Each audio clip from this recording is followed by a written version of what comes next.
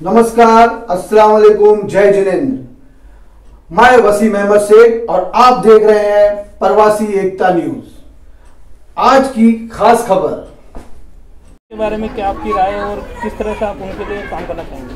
नहीं, वार्ड क्रमांक 49 जो है वहाँ पे बहुत से अल्पसंख्यक लोगों का भी बहुत से अल्पसंख्यक लोग भी है, पर वहाँ के अल्पसंख्यक लोगों के ने ही एक हिंदू नाम वहाँ से आगे किया है। ये बहुत ही अच्छी बात है, बहुत ही गर्व की बात है कि नमस्कार, मैं हूं यूसुफ अली। इस समय हम खड़े हैं नालासोपारा के नागिनदास पाड़ा अंतर्गत गणेश नगर में। यहाँ हमारे साथ में नीरज बोहत जी है जो शिवसेना युवा सेना के पदाधिकारी है। इन्होंने यहाँ एक कार्यक्रम रखा था जिसमें रोहन चौहान वसई विरार युवा सेना प्रमुख उन्होंने शिरकत की, उनसे हमने मुलाकात की। अभी बात करते हैं इनसे। बहुत जी, बाहिद जी, आज के प्रोग्राम के बारे में एकदम शॉर्ट में जानकारी दी। क्या कार्यक्रम रखा है, क्या? एक्चुअली कार्यक्रम रखने का ये रीज़न था क्योंकि यहाँ पे जो है गणेश नगर वार्ड नंबर 50 यहाँ पे मतलब बहुत रेयरली मतलब कोई फंक्शन होता था, और ये जो हम युवा सेना ज्वाइन किया है पवन दादा की कृपा से। पर मेन हमारा ये लक्ष्य है यहाँ पे जो यहाँ की महिला है उनको फॉरवर्ड करे, आगे करे एक युवा सैनिक होने के नाते। और मेन रीज़न है हमारा, जैसे आज हमने यहाँ पे हल्दी कुमकुम रखा है, यहाँ पे हम लोग ने संगीत कुर्सी वगैरह ये सब काफ़ी मतलब एंटरटेनमेंट किया, तो यहाँ की जो इनकी मतलब खुशी देख के हमें भी अच्छा लगा। कितने लोग आपके साथ में पार्टी में अभी प्रवेश किया आपने, हाल ही में किया, अभी आपने बताया था, और कितना यहाँ पार्टी का अभी जोर है? आप किस तरह से पार्टी को आगे बढ़ाएंगे? एक्चुअल जो हिसाब से हम लोग कर रहे हैं यहाँ पे ऑलमोस्ट जो ये गणेश नगर है 80% यहाँ पे सिर्फ और सिर्फ शिवसेना का ही है, जो भी है भगवा ही रहेगा यहाँ। आने वाले चुनाव में क्या तैयारी है? आने वाली चुनाव की तैयारी अपनी काफ़ी प्रेशर से चल रही है आगे बढ़ाने की। जैसे संजय साहब हमारे हैं जो 49 से जब अभी जो आ रहे हैं उनके ऊपर ज़्यादा कुछ फोकस कर रहे हैं हम लोग। और आगे से मतलब वार्ड ये जो है किस वार्ड में आता है? ये 50 में आता है। हाँ, 50 में से जो आ रहे हैं उनके भी साथ है। जैसे युवा मेन कैसा है मतलब एक शिवसेना, उनको हम लोग जितना सपोर्ट करना चाह रहे हैं उतना सब लोग हमारे से मतलब 100% है, 110%। ओके, धन्यवाद हमसे बात करने के लिए। Okay okay. जी, क्या कहेंगे आपके प्रोग्राम के बारे में और रोहन सर के साथ में जो मंच साझा किया उसके अनुभव के बारे में क्या कहेंगे? सबसे पहले तो मैं गणेश नगर के सभी रहवासियों को हार्दिक शुभेच्छा देता हूं कि आज उन्होंने युवा सेना की ओर से जो हल्दी कुमकुम का जो प्रोग्राम रखा गया है हमारे विभागाधिकारी नीरज जी के नेतृत्व में, और उनके युवा सेना प्रमुख हमारे रोहन जी जो आज प्रमुख अतिथि के रूप में यहाँ आए, उनको भी मैं अपने रहमत नगर की ओर से वार्ड नंबर 49, 39 की ओर से हार्दिक शुभकामनाएं देता हूँ। और सभी रहवासियों को ये कहना चाहता हूँ कि अगर कुछ भी यहाँ प्रॉब्लम है गणेश नगर में है, रहमत नगर में, हमें बताइए, जितना होगा हम कोशिश करेंगे, हम वो प्रॉब्लम को सॉल्व करने की कोशिश करेंगे। हमारे साथ में भी रोहन जी जो है उनको मैं पहले धन्यवाद देता हूँ। जन्मदिन की जो इनका कल जन्मदिन है, हमारी पूरी टीम की ओर से जन्मदिन की हार्दिक शुभकामनाएं।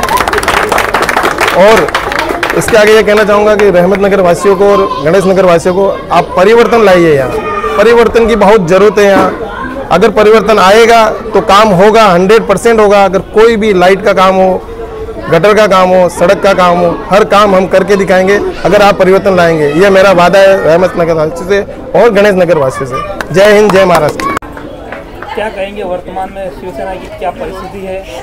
और सबसे पहले तो ये कार्यक्रम की थोड़ी जानकारी दीजिए, उसके बाद मेरा सवाल जो है शिवसेना की क्या परिस्थिति है और आप पर कितनी जिम्मेदारियाँ हैं? नमस्कार।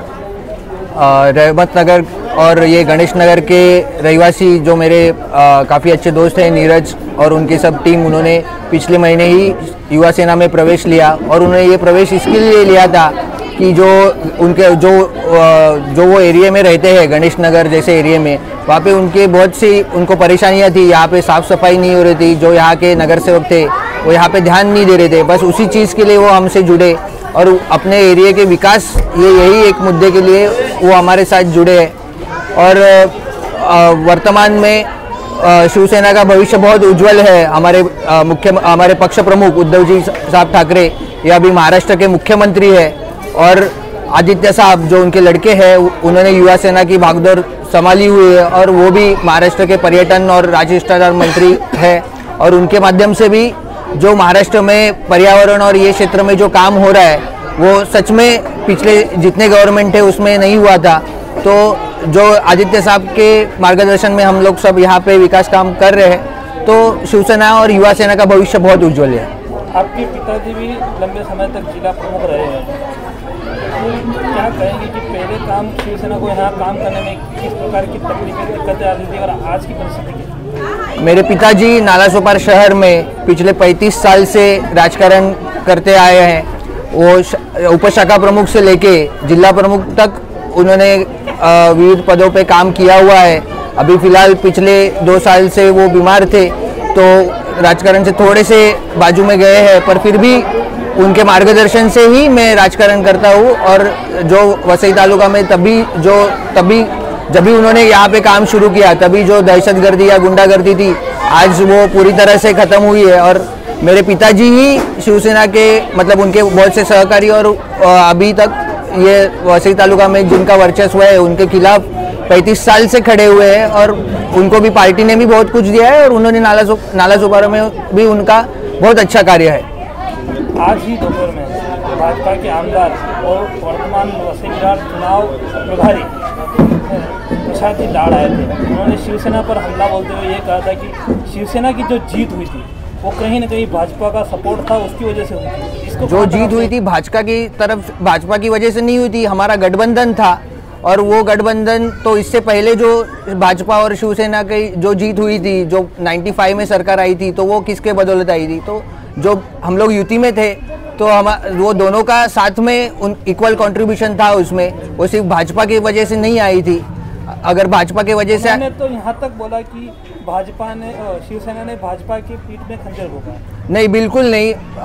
ये खंजर घोंपने की बात तो भाजपा ने की थी, क्योंकि जो बाला साहब के सामने स्वर्गीय बाला साहब जो हमारे दैवत है, उनके कमरे में जो जैसे हमारे उद्धव जी ने कहा कि उनके कमरे में जो अमित शाह जी ने उनको और देवेंद्र फडणवीस के सामने जो बात हुई थी कि आधे टर्म का मुख्यमंत्री पद 50 मतलब 2.5 साल के लिए दोनों पार्टी बांट के लेंगे।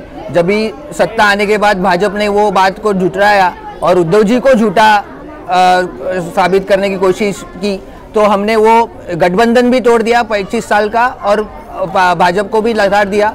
और फिर जो सत्ता परिवर्तन जो पिछले साल हुआ वो तो आपने देखा है, हमको कुछ सत्ता चाहिए थी ऐसा नहीं था, पर जब उद्धव जी को झूठा ठहराने की बात आई तो हम ये बात कदापि सहन नहीं कर सकते। और इसके आगे कौन झूठा है और कौन कितने मैदान में है वो भाजपा के कार्यकर्ताओं को सब शिवसेना के कार्यकर्ता दिखा देंगे।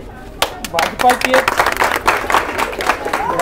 प्रवृत्ति रही है कि जहाँ जिसकी उंगली पकड़कर वो आगे आई है वहाँ उसका हाथ पकड़ के उसने खींचने की कोशिश की है, तो इससे आप कहाँ तक सहमत हैं? नहीं, ये बिल्कुल भाजपा की यही पॉलिसी रही हुई है। आपने देखा हुआ बिहार में नीतीश कुमार जी के साथ भी यही हुआ, शिवसेना के साथ भी उन्होंने यही किया, बाकी भी और जहाँ पे उनका गठबंधन था सब जगह के भाजपा का यही कोशिश रहती है कि जो हमारे साथी पार्टी है उसको कैसे नीचे दिखाया जाए। महाराष्ट्र में भी यही चीज़ हो रही थी और इससे ज़्यादा नीचा दिखाने से भी ज़्यादा उन्होंने जो उद्धव जी को झूठा ठहराने का जो महाराष्ट्र में और ठाकरे परिवार को एक झूठे करके जो महाराष्ट्र में उनका जो नाम खराब करने की जो कोशिश की, इसके लिए शिवसेना बहुत गुस्सा हो गया और उद्धव जी हमने वो युति तोड़ दी। और आज हमारे उद्धव जी मुख्यमंत्री है और हमें इस बात का बहुत ज़्यादा गर्व है। आखिरी सवाल, वसई विरार महानगर पालिका चुनाव में शिवसेना तो लड़ेगी ही मजबूती से, लेकिन युवा सेना का उसमें कितना सहयोग रहेगा? शिवसेना के सब कार्यक्रमों में और सब जो निवडणूक और ये सब रहते हैं उसमें युवा सेना का बहुत बड़ा योगदान रहता है। हमारी कोशिश पिछले साल भी जो हमारे जो नालासोपारा में नगर सेवक चुन के आए थे स्वप्निल वांदेकर, वो भी युवा सेना के पदाधिकारी थे और युवा सेना की तरफ से ही उनको टिकट मिला था। तो सबसे सेकेंड मोस्ट यंगेस्ट वो नगर सेवक रहे थे वसई विरार महापालिका में। और ये बार भी युवा सेना के बहुत से कार्यकर्ताओं को शिवसेना और बाकी यहाँ से टिकट मिलेगा। और महापालिका में जो यंग हमारे आदित्य जी का जो सपना है कि यंग ब्रिगेड जो आगे आनी चाहिए, तो वसई विरार महापालिका में भी बहुत से यंग चेहरे दिखेंगे। आपको मौका मिलेगा तो आप भी लड़ना चाहेंगे? बिल्कुल, हम अगर पार्टी की तरफ से मौका मिलेगा तो बिल्कुल मैं बहुत मेरे पिताजी का तो मेरे से सहयोग है ही, और उनका आशीर्वाद मेरे साथ है, तो उनके माध्यम से मैं भी महापालिका में बहुत अच्छा काम करने की कोशिश करूंगा अगर पार्टी मुझे संधि देगी तो। रोहन सर, आपके पास में ही संजय जैन जी बैठे हैं जो वार्ड नंबर 49 से अपनी दावेदारी पेश कर रहे हैं, उनके बारे में क्या आपकी राय है और किस तरह से आप उनके लिए काम करना चाहेंगे? नहीं, वार्ड क्रमांक 49 जो है वहाँ पे बहुत से अल्पसंख्यक लोगों का भी बहुत से अल्पसंख्यक लोग भी है, पर वहाँ के अल्पसंख्यक लोगों के ने ही एक हिंदू नाम वहाँ से आगे किया है। ये बहुत ही अच्छी बात है, बहुत ही गर्व की बात है कि हमारे सब अल्पसंख्यक भाई उनके साथ है, संजय जी के साथ, और संजय जी का नाम उनकी तरफ से ही आगे आया है और बहुत अच्छा काम कर रहे हैं वो उनके विभाग में। ये लॉकडाउन किया और बाकी समय में भी उन्होंने बहुत अच्छा काम किया हुआ है, तो मुझे आशा है और मैं खुशनसीब समझता हूँ कि ऐसे मेरे सब दोस्त अल्पसंख्यक विभाग के ऐसे एक होनहार आदमी को आगे लाए और उनको पार्टी याद से उनका विचार करेगी और उनको संधि भी शिवसेना की तरफ से जरूर मिलेगी। आप युवा सेना पदाधिकारी अध्यक्ष होने के नाते अगर पार्टी में इनका नाम रिकमेंड करेंगे क्या कि इनको टिकट मिलना ही चाहिए? बिल्कुल करेंगे। हमारे यहाँ पे किसी के रिकमेंडेशन से किसी को टिकट नहीं दिया जाता, सबका मेरिट और उनका काम देख के ही उनको टिकट दिया जाता है। पर संजय जी के साथ मेरी हमेशा शुभकामनाएं रहेगी और उनका नाम मैं हमारे पार्टी के यहाँ पे मेरी शुभकामनाओं के साथ जरूर आगे करूँगा। और भी वीडियो को देखने के लिए चैनल को सब्सक्राइब करें, बेल आइकन को दबाएं, वीडियो को लाइक और शेयर जरूर करें।